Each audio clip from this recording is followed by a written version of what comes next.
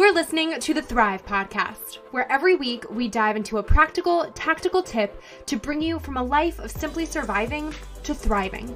It's personal development for the everyday girl who is done with coasting through her days, done with feeling like she's missing out on the deeper meaning of her own life, and done with mediocrity once and for all.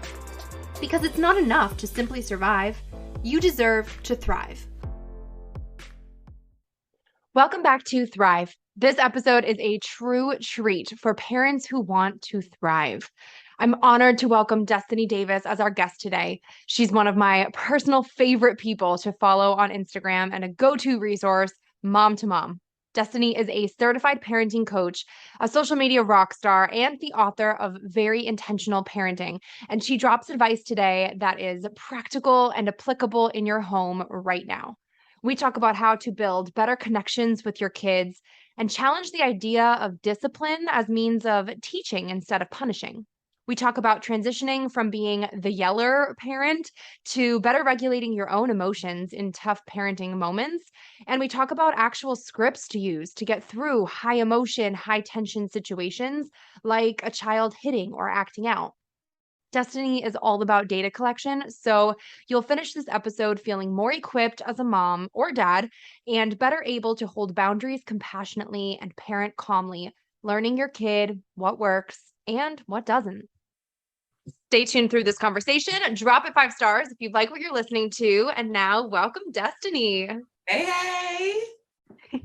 Welcome back. Oh my gosh, Destini is one of my favorite people to follow on Instagram, on TikTok. She is a certified parenting coach, and I know she does not consider herself a parenting expert, but I know thousands of people consider you a parenting expert. At least I sure look up to her, mom to mom, and I know so many other people do. We've never had a parenting episode on Thrive, but it has always been the top question is for help parenting. And I feel like there's really no better metaphor from going from surviving to thriving than that in parenthood, when you really find yourself in the trenches of survival mode and need a little bit of a life raft to get yourself to a place of thriving. So I can truly think of no better woman than Destini to help us get there today. Thank you for being here again, and introduce yourself to everyone on Thrive. Oh, thank you. I'm so glad that I'm here. Like you said, I am a certified parent coach. I am not an expert. Absolutely not. I cannot stand that title. I'm just a mom that is well studied in the science of parenting, nervous system science, development, all those kinds of things. But I like to take the science and make it practical and realistic. I'm not Steffi. I'm not the Pinterest mom. And I like to bring this kind of advice to my community so that we can be more confident and actually enjoy parenting, because it can be fun. It really can. Yeah, I love that. There's obviously a lot of different parenting styles out there, like gentle parenting is like all the trendy talk right now, but gets a lot of flack from maybe the more authoritative parents. And I believe you call it intentional parenting, right? Yeah. Which I just love. That really resonates with me personally as a mom. So can you kind of explain what that is and break down what makes that a little bit different than other styles out there? Yeah, absolutely. Well, I kind of came into the game under the umbrella of gentle parenting, but I know that phrase doesn't resonate, with everybody. My more northern followers are like, nah, like, what do you mean? Like, we're not gentle, like, we love our kids, but like, yeah. So I totally get that the word doesn't resonate with everybody. But for me, even with my clients, it's about being intentional and making sure you're making choices that feel aligned with your values and your truth, and that honor what is intentional and important to your family. Of course, along the lines of still keeping safety for children. And I'm not with like hitting kids and all of that, but there's really not a lot of right and wrong when it comes to parenting. And it's about just at the end of the day, when you go to bed, are you like, well done? And the only way to do that is if you're intentional about what you want as a parent. Yeah, I love that. Something that I love that you talk about so much is really connection over correction. And how the goal should really not be to be correcting our kids as much as it is to be connecting with them, because from there it's so much easier to teach them, which is ultimately, and this, you say this so much and it's so stuck in my brain, which is wonderful because it should be, but like that's the goal of discipline, is like discipling your kids and not punishing them. So can you kind of talk about like what your favorite ways are to actually build connection that end up leading to maybe an easier time correcting? Because I feel like we all maybe know what our kids like and whatnot, but when it comes down to, are you really connecting with them at the end of the day where they actually kind of want to be in on the process with you of learning and growing and doesn't feel so much like a battle? What's your advice to do it? So the number one thing for me, I would say is presence, right? It's not like a specific game to play or a specific thing to do, a specific amount of time. Every kid is different, but there's something to be said about putting the phones away, putting the to-do list that's in our mind away, and really getting present with our kids. Specifically for my oldest, that's like presence in my conversation and really actively listening to her. She bids for connection so much and just wanting to tell me about her day or ask me questions. And I know that the longer I go without just stopping and tuning into that, the more challenging the evenings go. We get into this kind of funk. The youngest is very much, I mean, she's so imaginative. And so connection to her is like, just get on the floor with me. Like do that for literally 5 minutes and you filled up my world. So I think connection is about presence, and that shows up before we discipline, but also when they're misbehaving and we're like, getting on their level and really tuning in to them and showing them safety with our tone and our body language, and forgetting the agenda of, okay, well, we got to get out of the house. So I got to make them put their shoes on, and just really connecting and getting present with them in a way that feels safe for them. Okay, so since you just mentioned when they are misbehaving and when you might have to, or you feel like you have to get out the door at a certain time or do something, and it's just like not working in the moment, how do you recommend handling that? Because I'm sure it's very familiar to every parent listening, the feeling of just like, well, we have to be there at this time. So like, I don't care what happens next. It just has to get done. And like, you get so laser focused on that end goal that's where so much tension can happen and so much can just kind of go out the window. So do you have like a script you recommend following or a formula you recommend using in those moments where you do have like an appointment you have to get to or something that kind of has to quote unquote get done, but there is kind of like a tug of war happening along the way? Absolutely. So I'm not very much an in the moment kind of a parent. I think that I'm not going to cuss, but those like crap show moments, it's really just opportunities for me to get data on what to do the next time. And so again, it comes back to intention. And so if I know that mornings are difficult, mornings are a challenge, as a leader in the home, I have to set up my environment for success. I have to engineer it in a way that takes into account that they move slow sometimes, or that I'm crankier in the mornings, or whatever it is. So in the moment when they're not listening, I'll go to redirecting, like, or play or something like that to get us out of the moment, out of the house the quickest way possible. But ultimately, I'm going to say, what didn't work this time? Was it because I woke up late and didn't have patience? Was it because we didn't connect in this morning? Did they have less sleep last night? I'm going to do what I can to set up the environment so that that doesn't happen. And then ultimately, when things do happen, I'm going to regulate myself and be calm and stay calm and hold boundaries in a loving, compassionate way. But I mean, practically, I have a 5-year-old, and at the end of the day, if I got to pick you up, bud, I got to pick you up and we're going to leave. But I'm going to do so calmly, and I'm going to check myself and say, why didn't we have time this time? This is the same kid I've had for the past 5 years. I knew she was going to want to play with the magnet tiles 5 minutes before it's time to go. Why were the magnet tiles even out? So I think it's a combination of setting the intention, planning in the moment, staying calm, and then coming in with a boundary when it's necessary, but being compassionate. Like, I'm not like, oh, whatever, you're not listening. Like, I know I'm going to pick you up now. This sucks. I got it, but we got to go.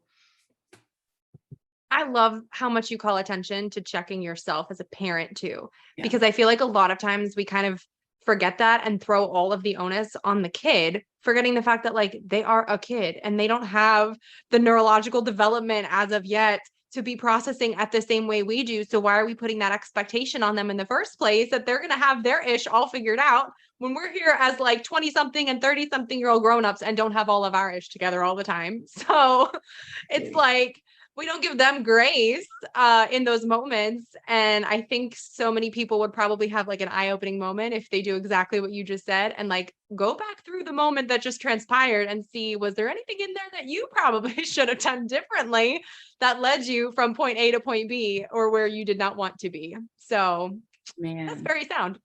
that's probably one of the biggest parenting tools that I have is reflection, and Yeah. really looking back on a moment and seeing, not in a shaming way, but just like very practical, like research. This is data. Okay, what worked, what didn't work, what can I do different next time? And then actually setting the intention, so that you can move different. Because so much that we do a lot of times is like behavior focused on the kid. My kid wasn't listening. My kid didn't do this. My kid didn't do that. And it's like, how could I have shown up better, so that I could have facilitated a more successful outcome for both of us? Yeah. Yeah. And I feel like reflection is also so good in figuring out your own, like the trends in your own past or your own Yeah. childhood that brought you to why or how you're parenting that way. Cause I know that's happened for both my husband and I. But probably more so me because my husband's parents weren't as present for him. So it was one of those things where we constantly have to check in and be like, wait, why is this my gut reaction in this situation? And like, is it the gut reaction that I want it to be? Or like, why do I think it's even the right way to parent? Or am I just doing it because that's what I saw modeled for me? And that's if you start asking yourself those questions, like brace yourself, you're going down a rabbit hole because you probably should have a therapist involved Right. along the way because you're gonna be like, whoa, we're uncovering Definitely should have things a therapist. today. We bring humans into this world, period. Oh, for sure, for sure.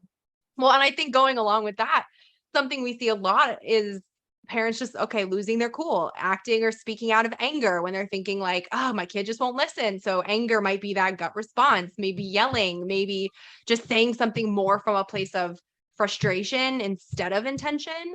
And that's something that I'm sure you hear it, oh my God, every single day. I hear it a lot where people are just saying like, my kid, they just won't listen to me. Like, what advice would you give, or what is maybe your favorite way to help parents transition from maybe being the yeller, so to speak, to getting a point across where it's not hurting the relationship, it's regulating their own emotions better, and maybe still ultimately getting to the place they want to go, but with that approach that feels probably very foreign at first?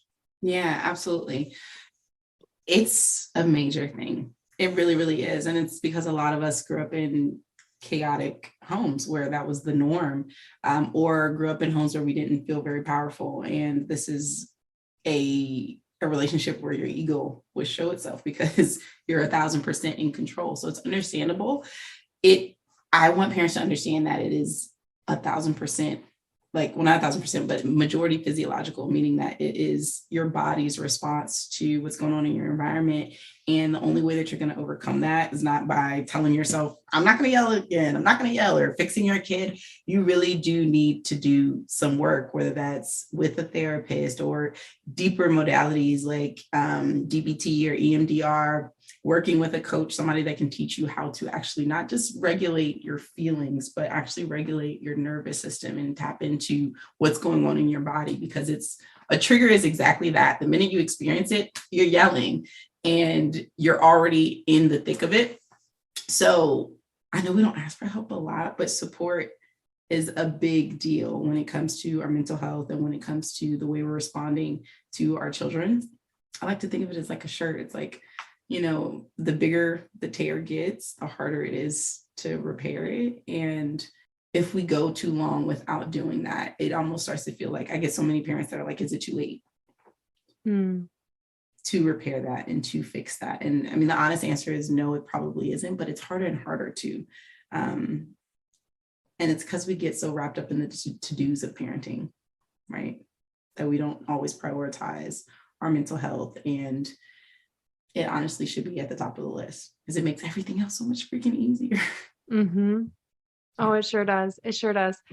In terms of, all right, the to-dos of parenting and all of that, I feel like a lot of times maybe we get caught up in navigating, all right, when is it the right time to be setting rules, be being kind of more routinized, having there be that structure and kind of going along with all of that versus having things be more free flowing and more play oriented and fun. And people kind of have it in their heads like you're either or. Either you're the fun parent where it's a free for all and it's like crazy, or you're the one where it's rules and it's routine and structure and it's like they exist separately in people's brains.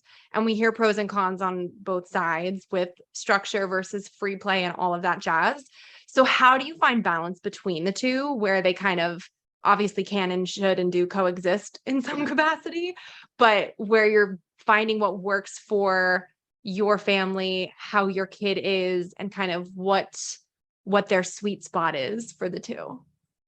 I don't know why we complicate this so much, but it's like any other capacity where somebody is growing, it's very clear. You have specific boundaries and responsibilities, and the boundaries loosen and the responsibilities go up over time. It's the same thing with the child. They need a ton of boundaries. Like we need the plugs on the sockets and things need to be put up high. And, we need a ton of boundaries. They aren't going to be able to give us as much input. They just got here. And over time, those boundaries are going to get a little bit looser. Their input is going to come in a little bit more. When they're younger, that's when we start to give them options, not what do you want to eat, but do you want an apple or an orange?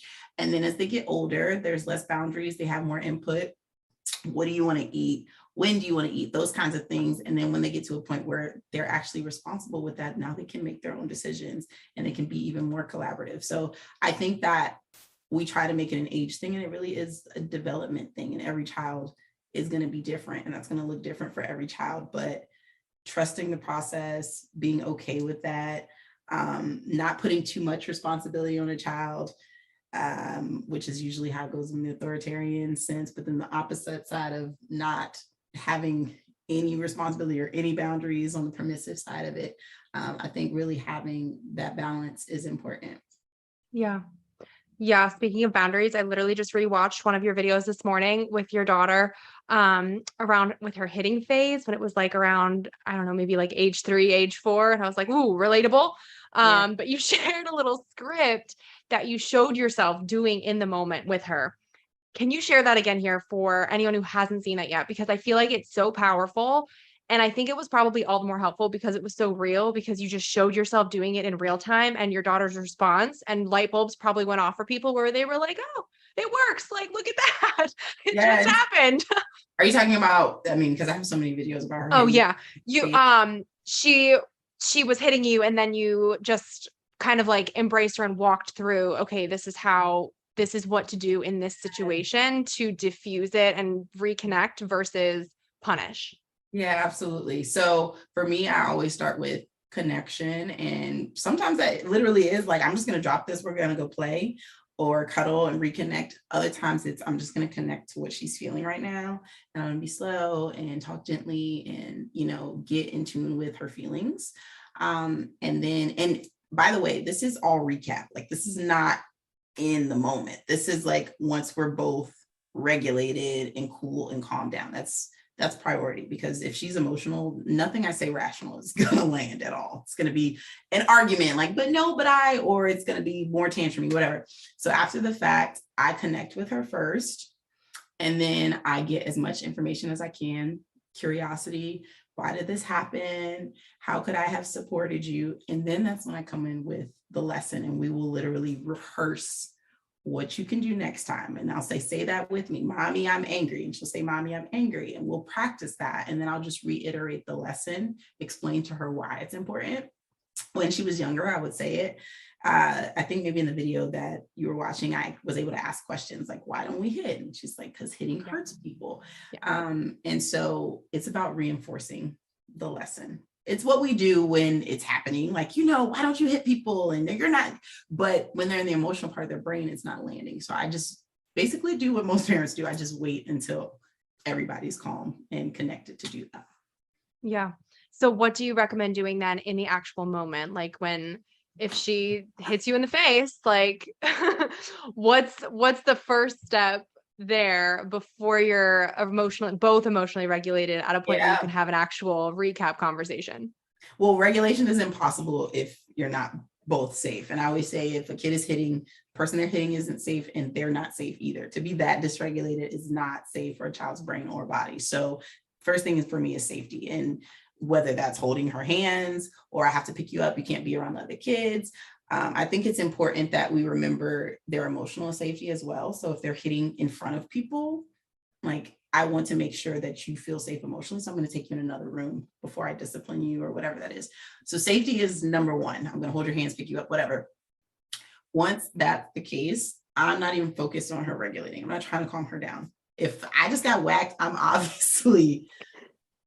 don't feel regulated, right? So I would hold her and rock her or close my eyes, breathe, say some affirmations to myself, like slow my heart rate down. So that way, when I go to help her, I'm actually doing it in a way that feels safe. I'm not like, it's okay that you're mad. You can't hit me. Like, that is not it. You know, I want to be able to like show her with my body language, it is safe to calm down right now.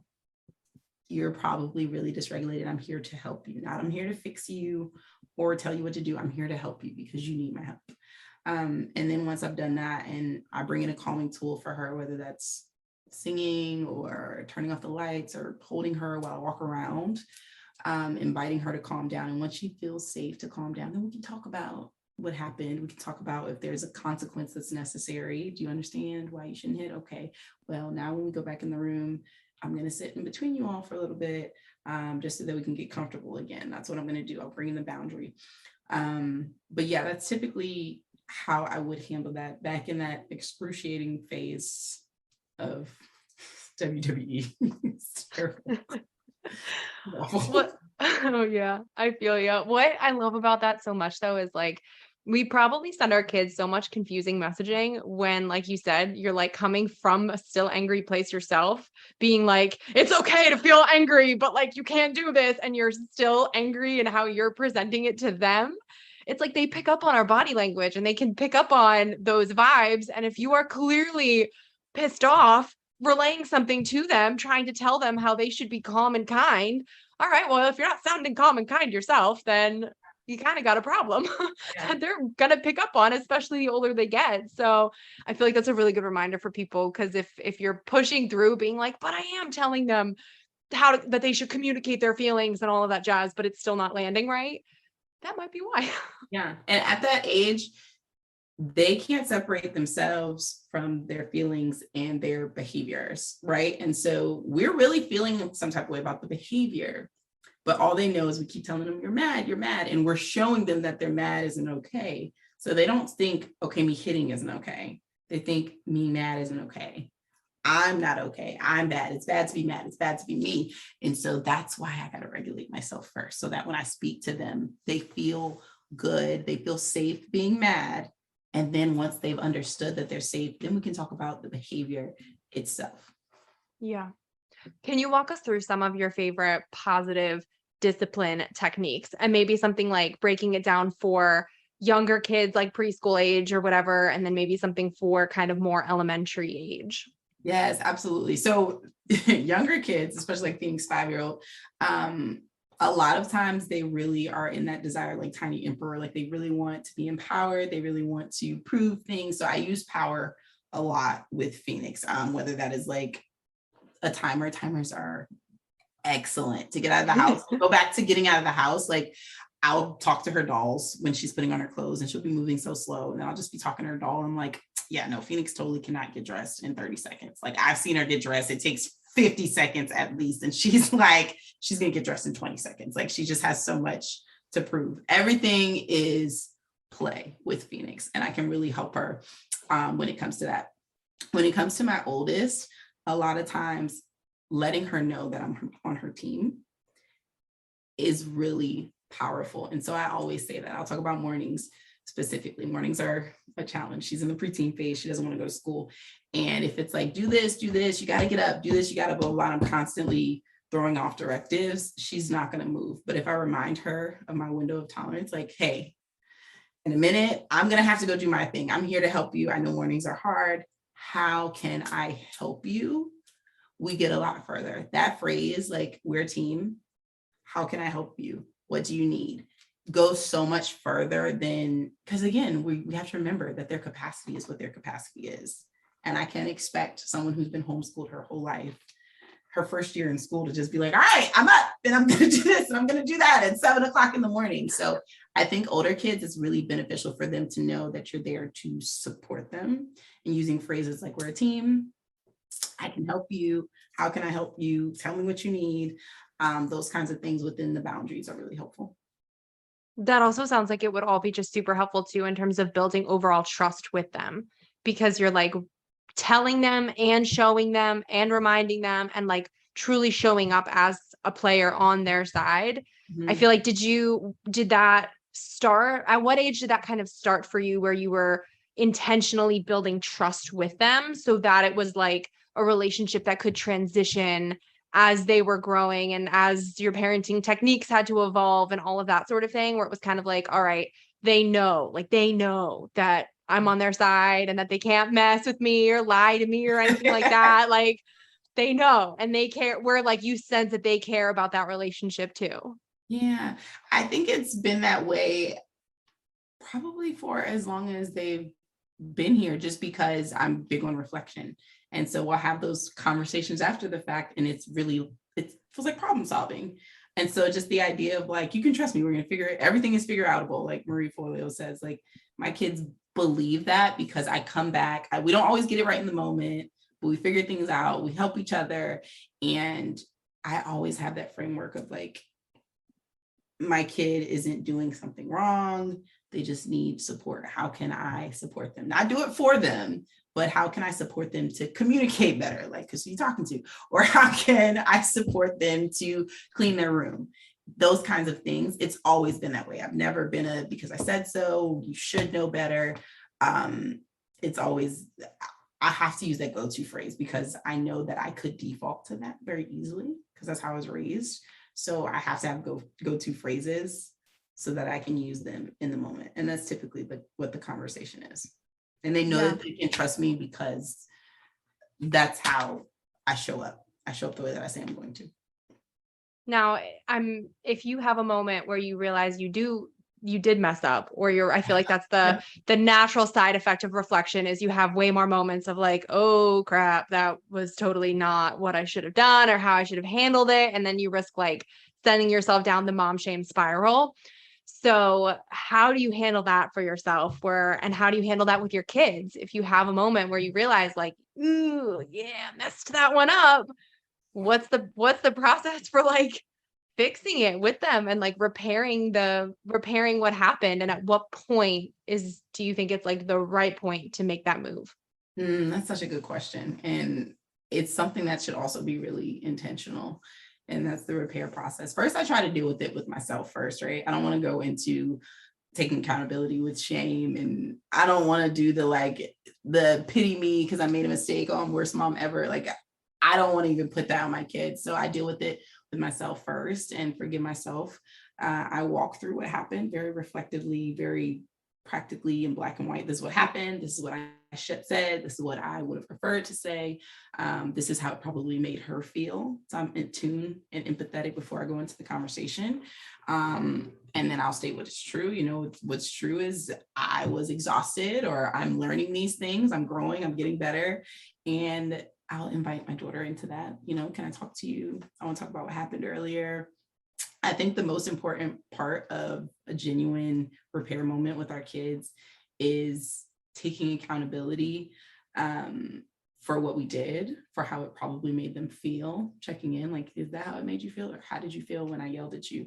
But then also giving them reassurance about change behavior in the future. And it's not always possible, but I like to tell my kids what I'm going to do next time. Like next time I'm going to count to 10, or, I don't really know what to do next time, but I'm looking into that. I'm going to figure out a better way to respond when X, Y, and Z happens. So yeah, those three things: acknowledging what happened, how they might have felt, and what you're going to do in the future.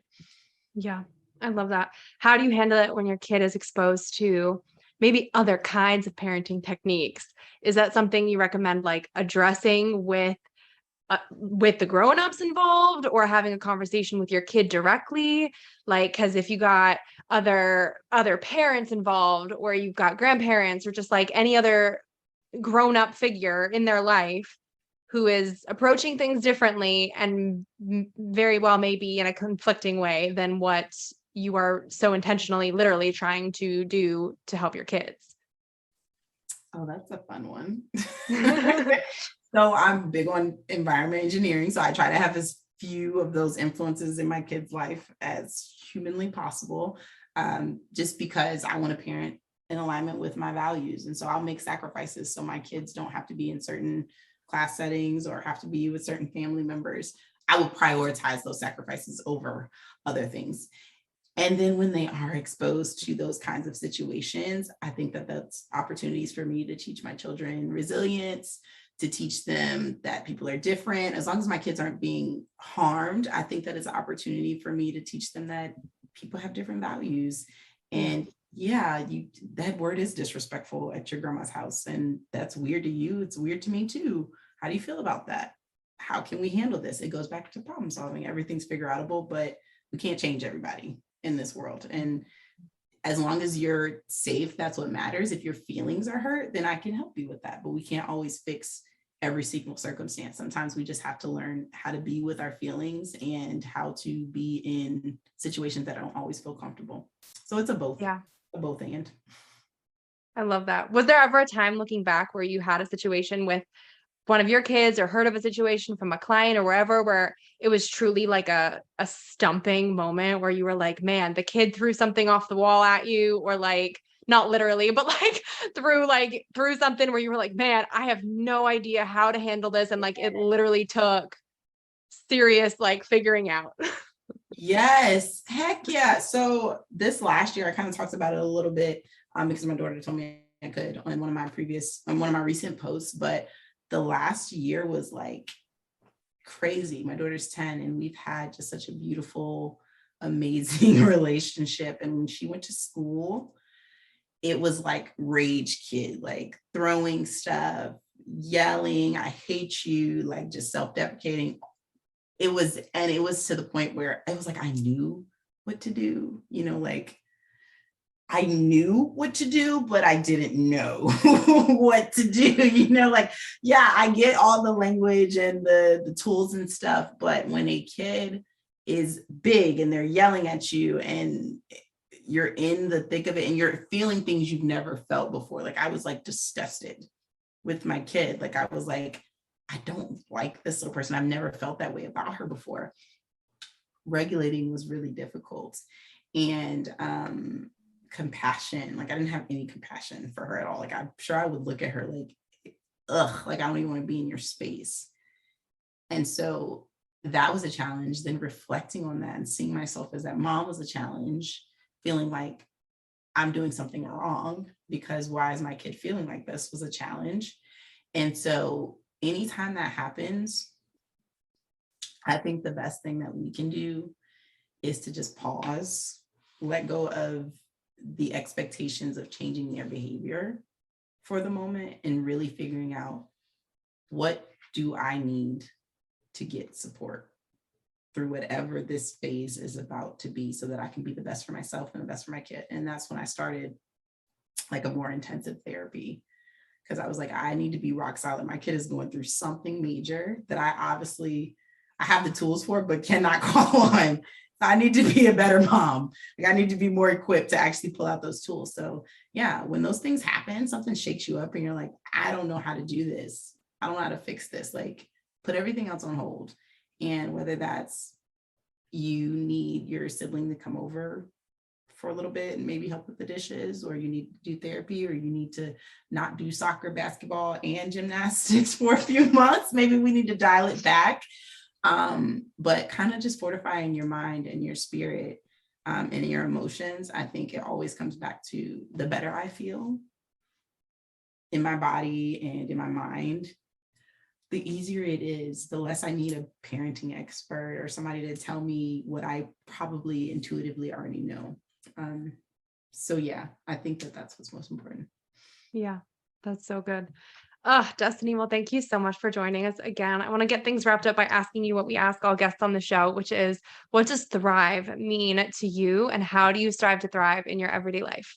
Ooh, I love that. That's such a good question. I will go back to intention and my values. And I think that as long as I'm living in alignment with what matters to me, and like the highest version of myself, not like trauma, ego me, but like screw what anybody else thinks about parenting me, that's thriving for me. And those things for me are connection, communication, and joy. And as long as I'm living in alignment with those three things, I am thriving. I love that so much. Tell everyone where they can find you online to connect with you more, where they can get a copy of your book, learn about all your coaching, all that good stuff. Yes. So you can find me at destiny.and on all social. My website is destinyand.com, and that's where you can buy the book, Very Intentional Parenting. Wait, before you go, make sure you're subscribed to never miss an episode of Thrive. Drop 5 stars on your way out if you like what you just listened to, and come join the party on Instagram at thrive.podcast to stay inspired and thriving all week long.